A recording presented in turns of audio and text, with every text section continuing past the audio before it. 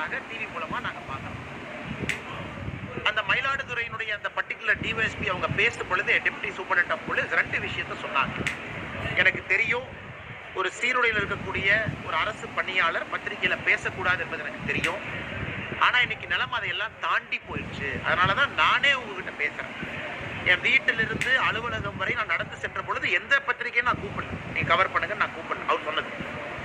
இன்னைக்கு நான் பத்திரிகை நண்பர்களை அழைத்து ஒரு பிரஸ் மீட் நடத்தும் அளவுக்கு நான் தள்ளப்பட்டிருக்கேன்னா, ஆட்சி அதிகாரத்தில் இருக்கக்கூடிய அதிகாரிகள் எந்த அளவுக்கு என்னை துன்புறுத்தி இருக்கிறாங்க. காவல்துறை கண்காணிப்பாளர் அவருடைய அலுவலகத்துக்குள்ள என்னை கூப்பிட்டு, நீ நிமிர்ந்து நிற்க கூடாது, நீ இப்படி இருக்கணும், இப்படி இருந்தா கையை விரலை உடைச்சிருவேன்னு சொல்றாரு. அவர் சொன்னது.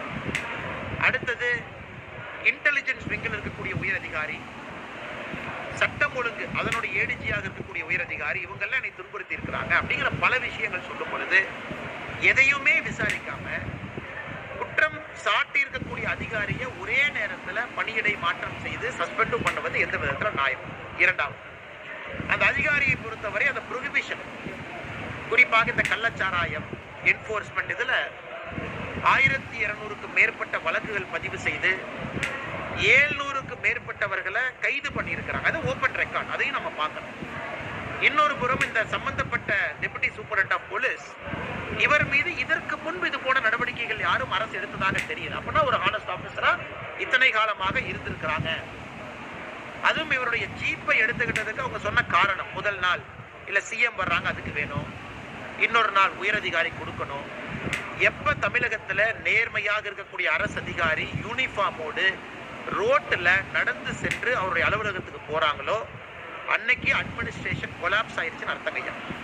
எனக்கு அதை தாண்டி நைட் ரவுண்ட்ஸு கூட வண்டி கொடுக்காம 2 வீலர்ல போய் நைட் ரவுண்ட்ஸ் ஒரு அதிகாரி பார்க்கும் அளவுக்கு அவ்வளவு இருக்கு. மூன்றாவதாக, அதிகாரி ஒரு விஷயத்த சொல்லியிருக்காரு. அவர் சொன்ன விதம் சரியா தப்பா அது வேற. பத்திரிகை நண்பர்களை யூனிஃபார்ம் அதிகாரி சந்திக்கலாமா?